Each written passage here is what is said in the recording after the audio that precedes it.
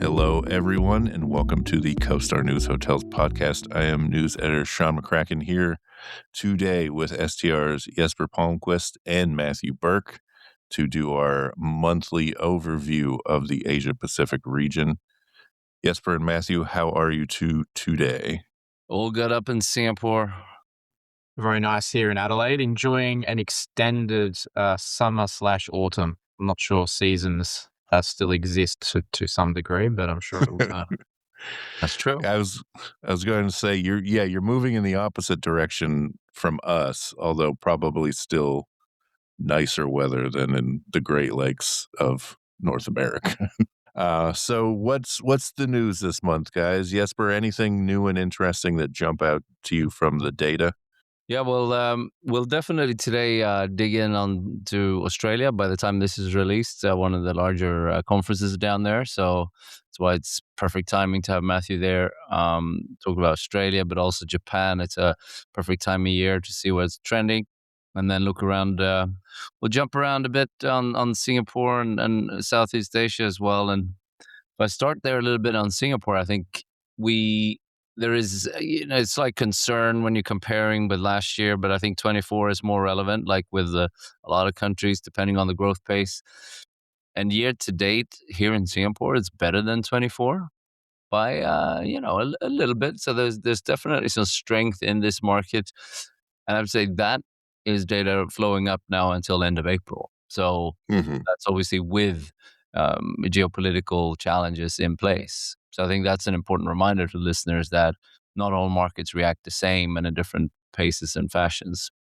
So now go on. We're just getting into kind of broad earnings season for the hotel corporations here in the U.S. It seems like the kind of early perception is that first quarter stronger than expected because of business spend.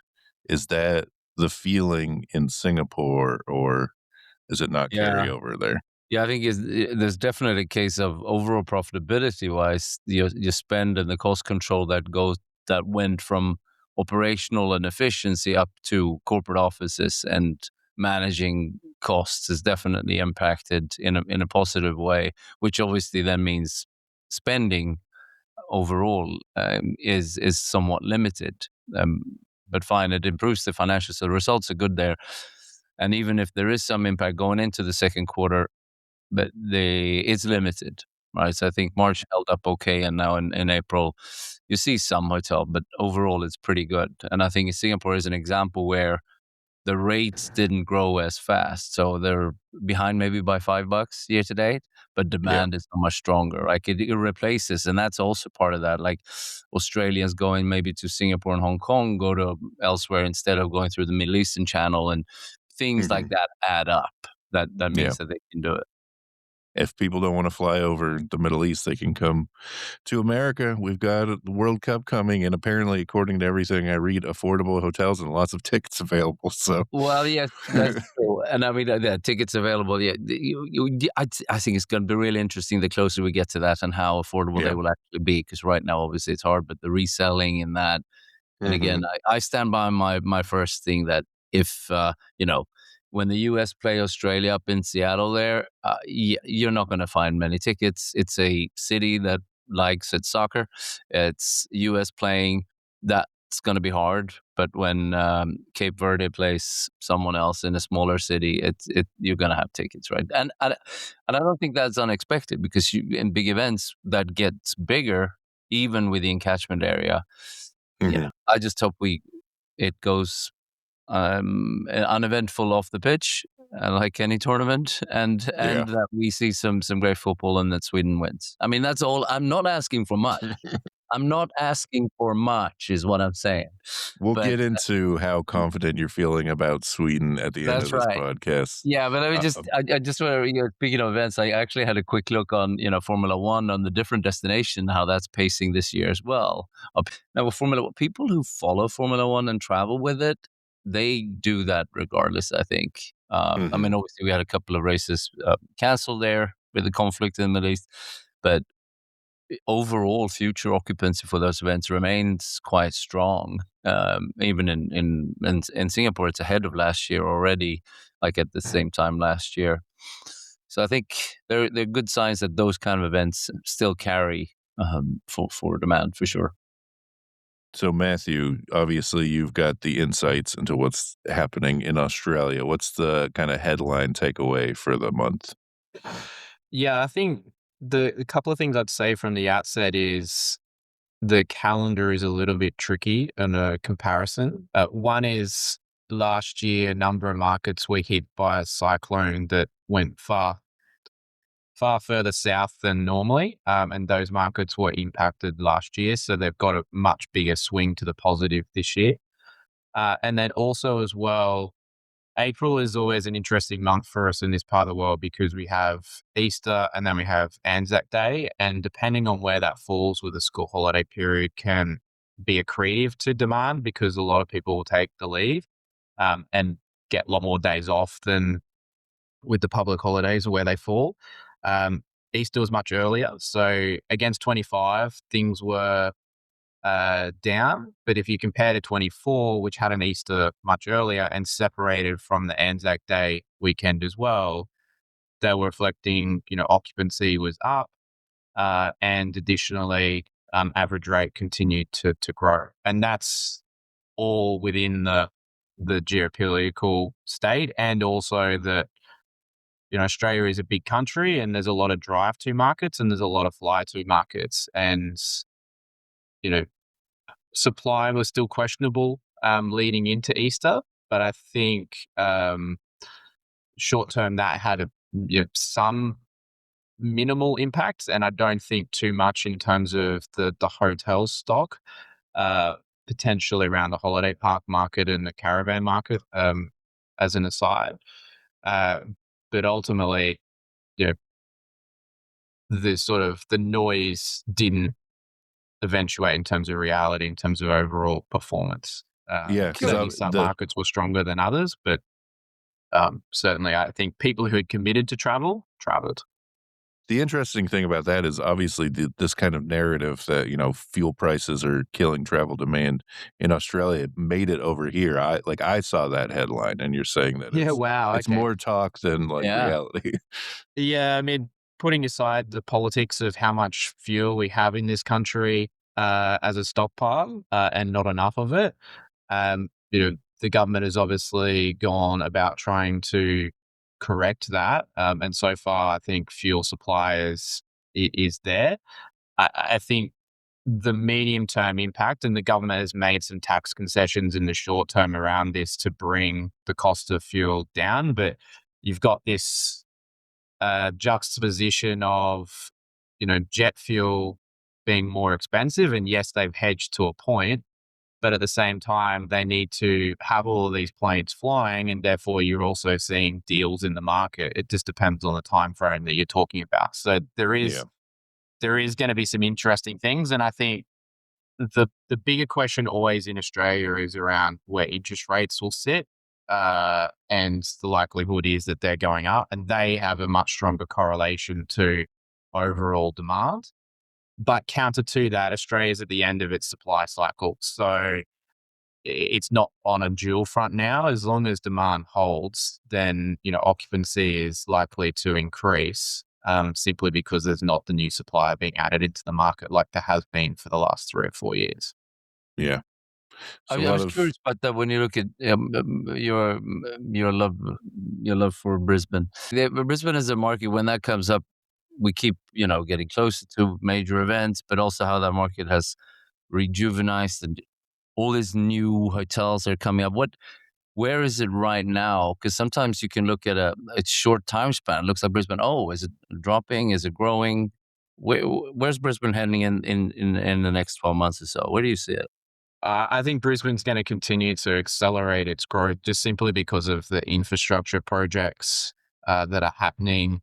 It's, putting the Olympics even aside, there is a lot of infrastructure that needs to go into a growing population and expanding, and that requires a lot of different activity around it. And then you add the Olympic stuff that's really starting to ramp up over the next 18 to 36 months. So, but I think as a larger point, Australia has certainly benefited from having a lot of new stock, because when I look at a comparison of hotels that have opened since 2020 to those that have been open prior to that, there is a distinct difference in their average rate premium, but their occupancy trading levels are effectively the same, which shows you that, they're helping the market grow in amongst all the other factors that are sitting there. Right.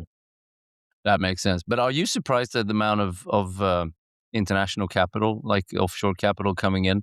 Because it's not just on those things that we've read about in New Zealand, but also in Australia. It seemed so it was such a perfect storm of less supply and everything that was going on. The markets are growing, stable.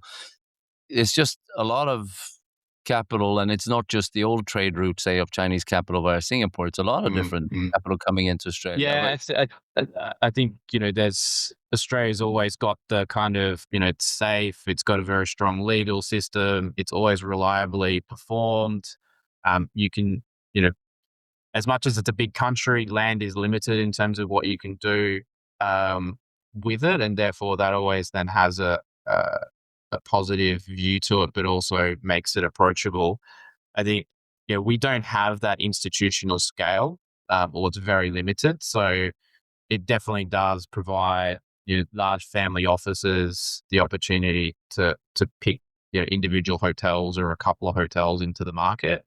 Because in a way, it reminds me a little bit of London when you look at the trophy in the office market, these trophy assets of 50 million or something, or these mega, we were reading about over $1 million a key in Sydney and high.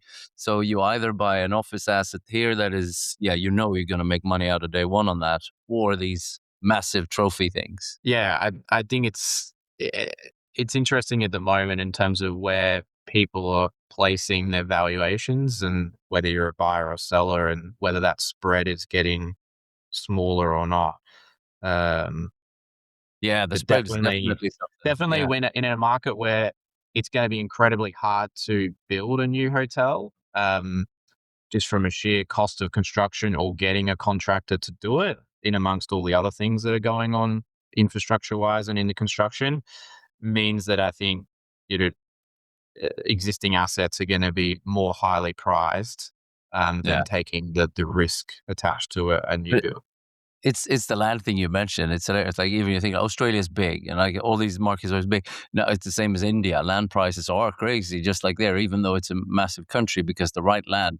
It's like that article the other day about, what was it, in suburban Sydney? Someone spent a lot of money on that plot of land that for their unborn children, and it's not you're not allowed to build. So you got to spend millions of bucks on getting zoning laws. Yeah.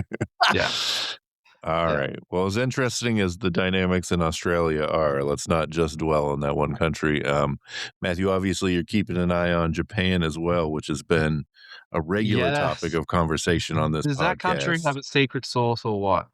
So Chinese tourism, tourist arrivals have dropped 50% in the first quarter of 26. Yet they've been able to, from a collection of different parts of the world, essentially replace all of that international demand. So you've got South Korea that's up 20-odd%, Taiwan's up 20-odd%, the US is up 10%, That's extraordinary. and I could go on. So although the immediate kind of, we're losing our biggest source market, it has not deterred results in the end because the demand's been replaced. So we've seen double-digit growth again in some markets. There's a tad softness in a couple, but Kyoto is a little bit down at March, but that's still doing 80-odd% in occupancy. And even Osaka, who is effectively, this was the lead into Expo starting in April, it still posted a positive March. And cherry blossom season right now in April, month to date is showing some really positive signs so a market that you think is going to start to slow down just keeps powering forward. And, as an Australian, the as one example, the currency devaluation of the yen just makes it an even more attractive Yeah. country. Like just in the last 3 months, it's essentially a 15%, favor to Aussies to travel into Japan, and other currencies are, you know, they're getting a 10% benefit just on currency. So the international travel is going to continue to do incredibly well. I'd be really interested to see what retail sales and those sorts of things flow, because not all travelers do the same things. But from a hotel perspective and the dispersal of it, continuing to do very well across the country. To make a very American reference, what you're describing sounds like the Moneyball version of hotel demand, where Yeah, you can't yeah. replace Jason Giambi, which is, I guess, in this analogy, is China, but you can in the Well, yeah, aggregate. they do. Keeping the Moneyball reference, Japan does have a lot of good talent coming out of the country, and the World Baseball Championship was Yes. a Yeah, like huge success Jambi. Stop across the talking about world. Jambi. You can't like Sugano, this great Japanese pitcher we got of the Rockies. That's who we want to talk about. I will say, as what I don't call myself a White Sox fan anymore, but the only good player they have now is Japanese, and Well, it's not the only team. That's the way. So just imagine, it's extraordinary, this Japanese resilience, which we didn't know, right? We look at what this strong influx, when is it going to end? And we all Yeah. underestimated how it would continue to grow and grow and grow. And then nice slow pace out, and not being, which is interesting because China always used its travel power, and then like, no, we're okay, right? They have Yeah. such space. And that's also true when you reach, not for all countries, when you reach that 40 million mark, like Thailand, you get a market like Phuket, there's more Indians for sure now. That's grown steadily. You still got the Russians and Indian as big, which means there's more vegetarian food in Phuket now. It's true, but it's interesting because the risk for Phuket was comparing a little bit. Bangkok and Phuket had this big drop last year in occupancy for 3 to 5 months. And Bangkok is holding up better this year, for sure, when you come into the second quarter.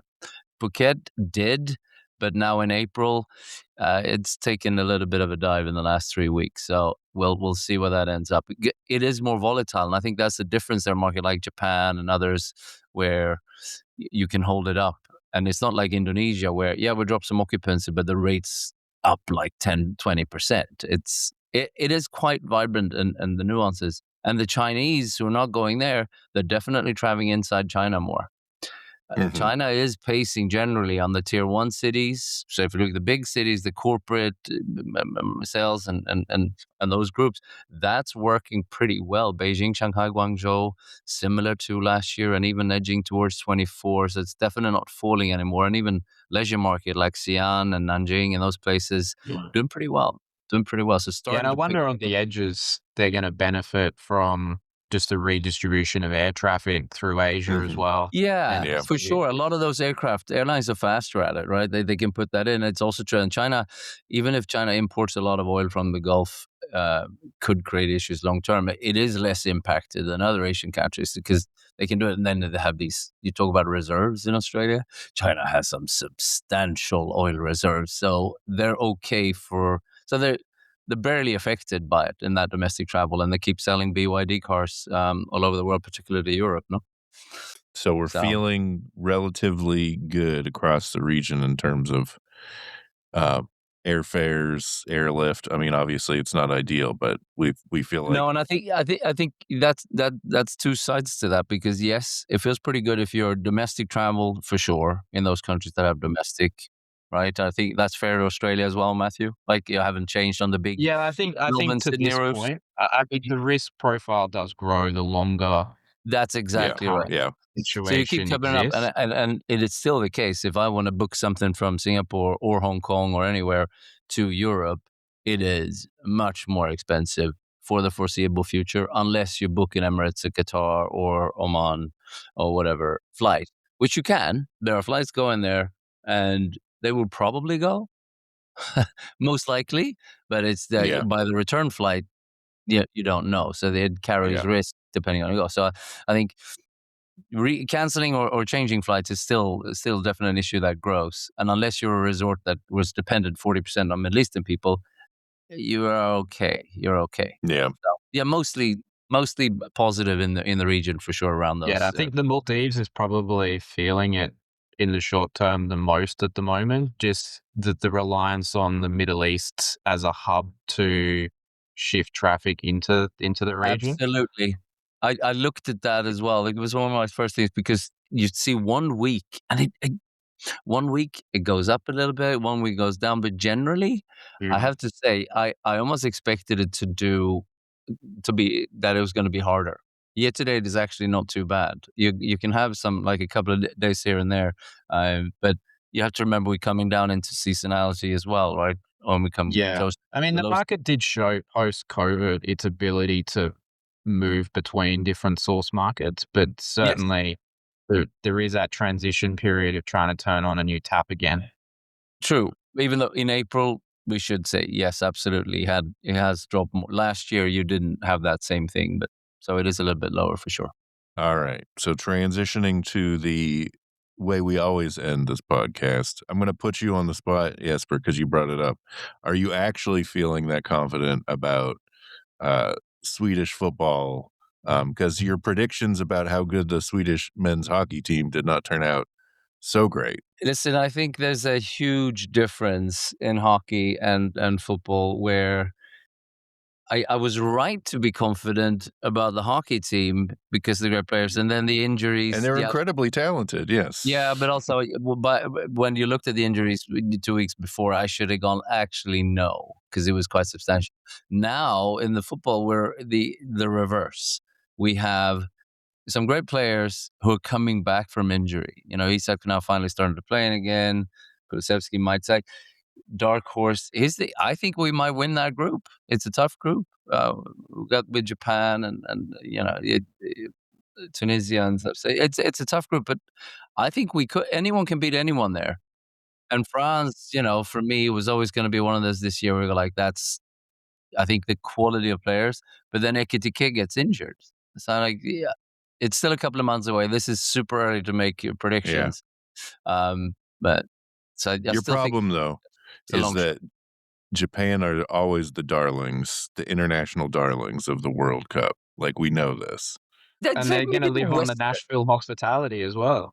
That's the thing, yeah. But they'll leave Nashville cleaner than they found it because, you know, the bachelorettes will come and ruin it, and the Japanese will come and clean it up. Yes, well, yeah, because that's not a stereotype. We know that from before. That's absolutely true. I think it's more important that there's only one team at the top of the ladder, Sean. What is that team at the top of the ladder? Well, if you want to take a victory lap on the Swans, I'm here for it.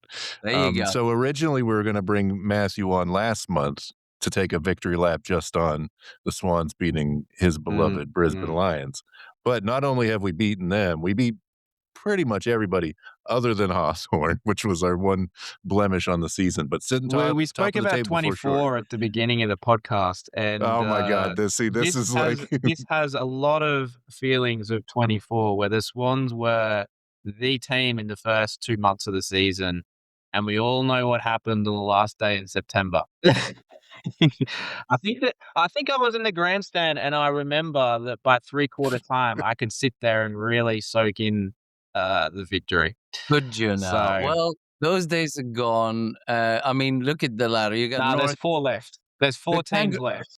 Kangaroos are still in, the top 6. I think that says this is not 24. Yeah, well, that is a fair point. And Sean, you'll be envious because I'm at the SCG this weekend watching the Swans. So I am envious, although I'm trying to plot my way to Buffalo to go to a Stanley Cup playoff game. Hopefully they will make it further into the tournament. It's looking good right now. And your countryman Rasmus Dahlin continues to infuriate every member of the Boston Bruins, but that is a different story. That's a good story, and I like it. But I think we can safely say that Matthew's point is valid around who we've played. We've played some softer teams this year in Swans. That's true, but it's not only softer teams. I mean, no. No, The I Lions think are still good, and we yeah, beat the tar off. yeah, and the Bulldogs win it's how we win as well. But look, Isaac Keane is an incredibly strong player, and this year is just absolutely. And Charlie's got a good start, so I think if we stay away from injuries, we could go pretty far this year. Let's put it But that way. here's the thing, though. All right, so that was the story last year, and I don't want to belabor this too long. We won't make everybody listen to 20 minutes of us talking No, about the Swans. But injuries were the issue last year. We've not had injuries this year. Like, our best player has missed games. Errol Golden has missed games. Like, we haven't been like, it's not like it's just been good injury luck. This team is better this year. Like, No, it's they are. deeper this year. They are. But they're just showing the competition how they play, and they've got another 2/3 of the season to work out how to beat it. yeah, I mean, fair, but you'd rather be good early than bad, right? Like, it's not like, all right. So if True. your assumption here is that the Brisbane Lions are going to be kind of good for the entire season, and then they're going to turn it on and win the grand final. Yeah, Like, they showed on the weekend. They know how to play when they want to play. They've just got to well, stay that's the thing. motivated. Like, they're the type of like kind of confusing but good that like championship teams can get away with. Like, if you won the last two grand finals, you can be like up and down because everybody knows at the end of the season you're going to be the best version of yourself. Other teams, you got to be good when you can be good, right? Yeah. Like, if you Yeah. like, you got to prove it to yourself as much as anything. Well, I look forward to my invite in another month to check in. Month or two to exactly. check in. But Yeah. at least the Asia Pacific hotel markets are doing generally okay. You all right? Generally, okay, we will take. That Yes. is that is Trevor Simpson and his beloved North Melbourne Kangaroos right now. Yeah. They're generally okay. Yeah, we're generally okay. And well, that's a story of a team that could, really compete in the next few years. And that's also true for a lot of APAC markets. We took these amazing. Bring it back, yes, but bring You it see back. what I'm doing there? You got it. Yeah, All we've right. talked a lot about India and Vietnam and other markets that are like, I tell you what, in five years or so, you're going to talk about those markets very differently in terms of who is there, who's investing, and how it's growing. When we used to talk about markets 10 years ago, that is so different from the future. Japan, India, Vietnam, Indonesia, Thailand. In Thailand, they talk about this, the competition, right? So, and then eventually, hopefully, as well, other great nations like Cambodia and Sri Lanka. There's great destinations that are just not there yet. But it's that maturity. It's seriously for every quarter, every month, it's changing the market, which is amazing. And Australia doesn't really compete with that because you have that. You're on your own in a way, both in terms of geographically, but also how the market and the stability around it. So, well, we look forward to seeing Australia keep growing. On that positive note, thank you guys for your time, and everybody keep tuned for each month's iteration of this. Thank you, Thanks, Sean. guys. Thanks, everyone.